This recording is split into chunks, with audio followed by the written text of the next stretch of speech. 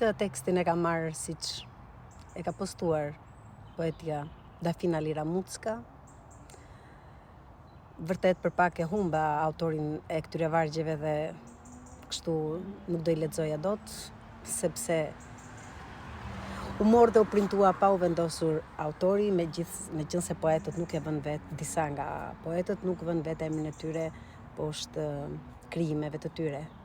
Gjithsesi, po e lexoj këtë poezi dhe këtë shënim të autores që I kushtohet, le të themi, emigrantit që u gjend në koshin e plerave që u vra në Angli. Duke hapur Facebookun, më del përpara ky lajm dhe vërtet u mbusha me lot. Sepse po shuhen bijtë e nënave për një të ardhme që mendojnë më të mirë, por që është kop. Në shpirt nxora një lutje shpirtërore që mos o Zot na lër në këtë kohë vrastare ku po humbim atë dheun e bijtë tanë. I qoftë shpirti në paqe këtij bir nëne. Pse? Pse po shuhen bijtë tanë? Pse po humbo atë dhe? Pse sot bijtë po të lënë? Pse kjo tokë s'po I nxë? Pse u bë kështu atë dheu? Për ku humbi shqiptari?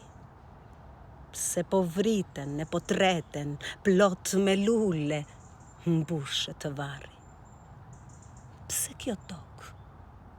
E ky mallkim? Pse s'po gjen rrugën e mbar?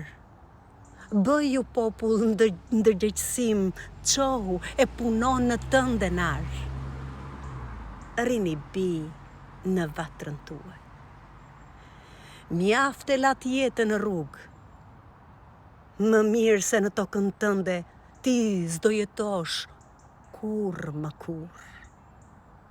Pasuria para jetës nuk ka vlerë kur nëna qanë.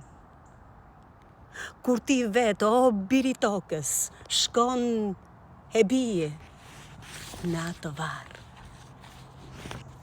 Sa bi nënash janë vrarë, sa në burgje janë prangosur, në të hidhtën Evropë bijtë e nënave bëhen copë. As nuk është kjo një kopë. As nuk është ky mallkim. Kur lë dheun nënën tënde dhe vrapon si një jetim. Neve kemi tokë të artë, por nuk kemi një drejtim. Zgjohuni o popull, zgjohuni që atë dheu të marrë bekim. Bijtë e bija të drejtojnë. Mos t'i haj as një mërgim. Dhe atë dheu të ndriçoj dhe të ketë një dritë agim. Nga Dafina Lira Mucka.